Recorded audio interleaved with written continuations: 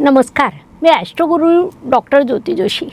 आज आपण अशा 2 राशींबद्दल बोलणार आहोत ज्या पहिल्या भेटीत फारशा रोमॅन्टिक वाटत नाही, पण आयुष्यभर सोबत चालू शकतात। ही कथा आहे वृषभ आणि कन्या यांची। मित्रांनो, प्रेम कहाणी म्हटलं की आपल्याला चित्रपट आठवतात, फुलं आठवतात, लॉंग ड्राईव्ह आठवतात। पण खरं प्रेम अनेकदा कुठे दिसतं माहिती आहे? EMI भरताना, मुलांच्या फी भरताना, आजारी पडल्यावर औषध आणताना, घरातला शेवटचा दिवा बंद करताना। आणि म्हणून मला माझ्या ओळखीची एक जोडी आठवते। नाव बदलवून सांगते। समजा रोहन आणि स्वरा। रोहन वृषभ राशीचा, स्वरा कन्या राशीची। दोघांनी मिळून एक छोटासा व्यवसाय सुरू केला। एक दिवस रोहन म्हणाला, आपण दुकान मोठं करूया। स्वरा म्हणाली, ठीक आहे। रोहन खुश। 2 मिनिटांनी ती पुन्हा आली, हातात वही। हे बघ, खर्च किती वाढेल, नफा किती वाढेल, जोखीम किती आहे, परतावा किती आहे। रोहन तिच्याकडे बघतच राहिला। तो म्हणाला, तू माझी पत्नी आहेस की CA आहेस? ज्योतिषप्रेमींनो, हे ऐकून सगळं हसले, पण याच ठिकाणी वृषभ आणि कन्या राशी समजतात। दोघांनाही सुरक्षितता हवी, पण वृषभ अनुभवावर चालतो, कन्या विश्लेषणावर चालते। वृषभ म्हणतो, मला वाटतं हे योग्य आहे। कन्या म्हणते, मला दाखव की हे योग्य आहे। गंमत म्हणजे दोघंही चुकीचे नसतात। एका विद्यार्थिनीने मला विचारलं, मॅडम, माझे मिस्टर फार प्रेम व्यक्त करत नाही। मी विचारलं, रास काय? ती म्हणाली, वृषभ।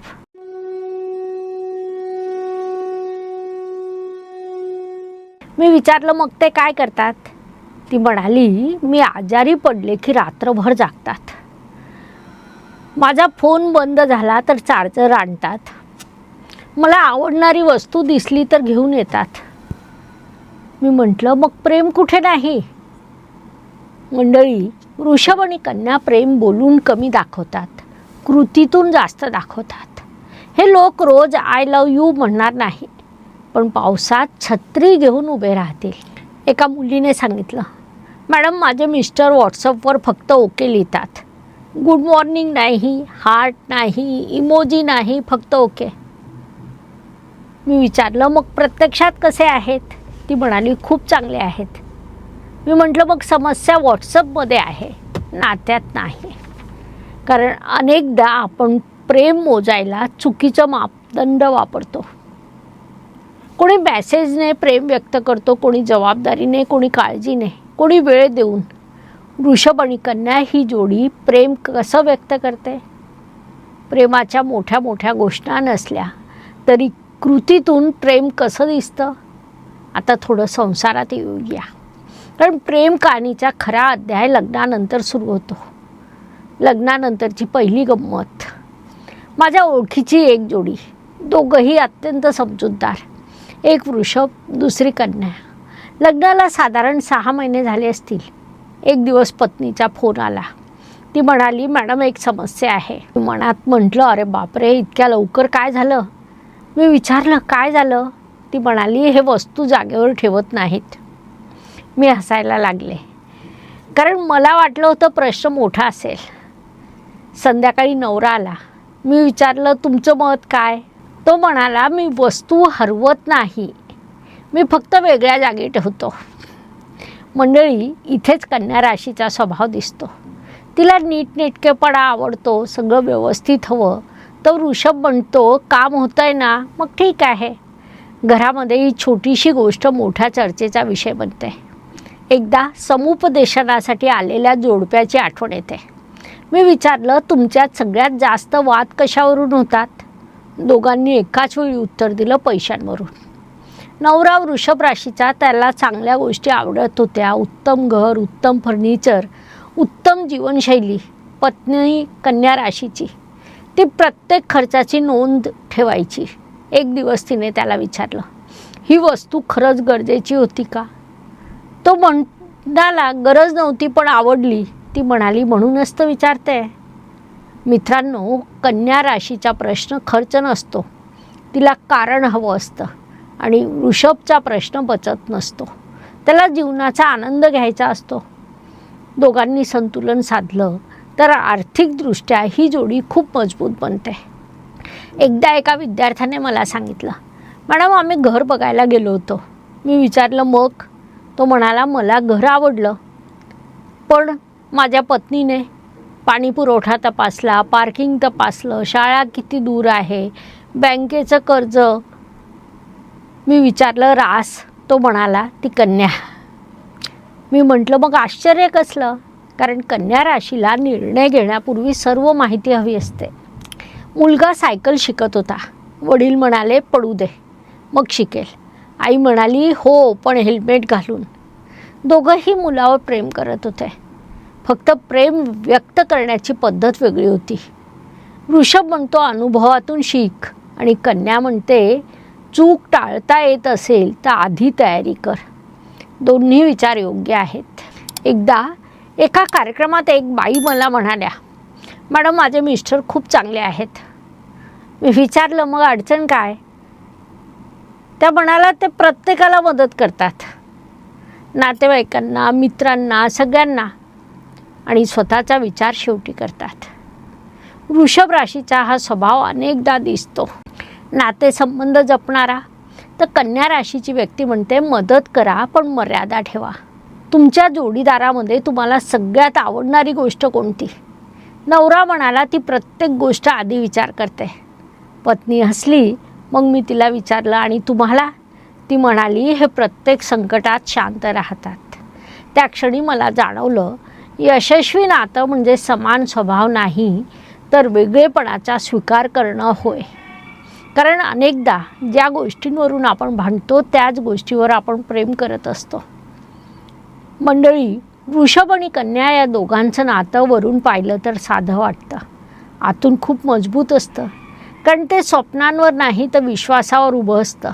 माझ्या समुपदेशनातील एक घटना आठवते. एक जोडपं आलं होतं. लग्नाला जवळपास 12 वर्ष झालेली. मी विचारलं सध्या सगळ्यात मोठी अडचण काय? पत्नी म्हणाली आमची भांडणं होत नाही. मी म्हटलं मग छानच आहे ना. ती म्हणाली नाही मॅडम, आम्ही बोलतच नाही. क्षणभर शांतता पसरली. मित्रांनो, हे वाक्य खूप खोल आहे. काही नाती भांडणामुळे तुटत नाही, ती संवाद थांबल्यामुळे दूर जातात. वृषभ राशीची व्यक्ती अनेकदा मनात गोष्टी साठवते. कन्या राशीची व्यक्ती मनात विश्लेषण करते. दोघंही शांत राहतात.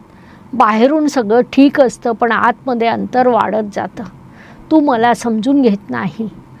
एकदा एका पत्नीने तिच्या नवऱ्याला विचारलं, मी इतकी वर्ष तुझ्यासोबत आहे तरी तुझ्या मनात काय चाललं हे मला कळत नाही. नवरा शांतपणे म्हणाला, कारण तू मला सांगत नाही. आणि दोघं हसायला लागले. पण खरं सांगायचं तर संसाराची कथा याच वाक्यात आहे. माझ्या ओळखीची एक मुलगी होती, हुशार, मेहनती. तिला स्वतःचा व्यवसाय सुरू करायचा होता, पण तिला भीती वाटत होती स्थिर नोकरी सोडायची, रिस्क घ्यायची. काय होईल? तिचा नवरा वृषभ राशीचा होता. तो तिचं बोलणं शांतपणे ऐकत राहिला. एक दिवस त्याने तिला फक्त एवढंच सांगितलं, जर तुझा स्वतःवर विश्वास नसेल तर माझ्या विश्वासावर सुरू कर. मित्रांनो, कधीकधी प्रेम म्हणजे मोठी भेटवस्तू नसते. कधीकधी प्रेम म्हणजे समोरच्याला स्वतःवर विश्वास ठेवायला शिकवणं असतं. असाच एक सुंदर प्रसंग सांगते. एका कार्यक्रमात मला एक ज्येष्ठ दाम्पत्य भेटलं. लग्नाला जवळपास 40 वर्ष झालेली. मी त्यांना विचारलं, आजही प्रेम आहे का? आजोबा हसले, आजीकडे पाहिलं आणि म्हणाले, पूर्वीसारखं नाही. मी म्हटलं म्हणजे? ते म्हणाले, आता त्याहून जास्त आहे. क्षणभर सगळे शांत झाले. मी विचारलं कसं काय? ते म्हणाले, पूर्वी आम्ही एकमेकांना बदलायचा प्रयत्न करायचो, आता एकमेकांना स्वीकारतो. मित्रांनो, कदाचित प्रत्येक यशस्वी नात्याचं हेच रहस्य आहे. मला अनेकदा वाटतं जीवन काही लोकांना आपल्या आयुष्यात कारणाशिवाय आणत नाही.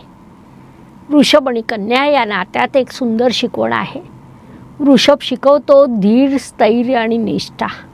कन्या शिकवते सजगता, शिस्त, सुधारणा. एक म्हणतो घाई करू नका, दुसरा म्हणतो निष्काळजी राहू नका. आणि या दोन गोष्टींच्या मधोमध सुंदर जीवन उभं राहतं. जर ही जोडी तुमच्या आयुष्यात असेल, तर जर तुम्ही वृषभ असाल तर लक्षात ठेवा, सगळं मनात साठवू नका, बोलायला शिका, भावना व्यक्त करायला शिका. आणि जर तुम्ही कन्या असाल तर प्रत्येक गोष्ट परिपूर्ण असण्याची वाट पाहू नका. कधीकधी अपूर्ण क्षण खूप सुंदर असतात. मंडळी, वृषभ आणि कन्या यांची प्रेम कहाणी म्हणजे मोठ्या आवाजात व्यक्त होणारं प्रेम नव्हे. ती रोज जगलं जाणारं प्रेम आहे. ती वाढदिवसाच्या महागड्या भेटीत नाही, तर औषधाची वेळ लक्षात ठेवण्यात आहे. ती सोशल मीडियावरील पोस्टमध्ये नाही, तर एकमेकांसाठी जपलेल्या वेळेत आहे. ती मोठ्या वचनांमध्ये नाही, तर रोज पाळलेल्या जबाबदाऱ्यांमध्ये आहे. म्हणूनच ही जोडी अनेकदा जगाला साधी वाटते. आयुष्याच्या शेवटी पाहिलं तर ही जोडी सगळ्यात श्रीमंत असते. कारण त्यांच्याकडे पैसा असो वा नसो, त्यांच्याकडे विश्वास असतो. आणि ज्योतिषप्रेमींनो, विश्वासापेक्षा मोठी संपत्ती कोणती? आजचा भाग तुम्हाला कसा वाटला नक्की सांगा. तुम्ही वृषभ आहात की कन्या? पुढच्या भागात कोणत्या राशीची प्रेम कहाणी ऐकायला आवडेल कमेंटमध्ये नक्की लिहा. पुन्हा भेटेल आणखी एका नात्याची, आणखी एका राशीची आणि आयुष्याला नव्याने समजून घेणाऱ्या एका सुंदर कथेसह. धन्यवाद. शुभम भवतु. जय ज्योतिष. नमस्कार. शास्त्राचा अभ्यास करण्यासाठी माझी मराठीतून 11, हिंदीतून 2 अशी पुस्तकं प्रकाशित झाली आहे. विशेष बाब म्हणजे मी स्वतः संशोधित केलेली ज्योती जोशी पद्धती अर्थात जे पद्धती या विषयावर स्वतंत्र ग्रंथ उपलब्ध आहे. त्याचा देखील लाभ घ्यावा. यूट्यूबची कार्यप्रणाली ही मुख्यतः लाईक, शेअर आणि सबस्क्राईबवर चालते. Please like, share and subscribe the channel. धन्यवाद. शुभम भवतु. जय ज्योतिष.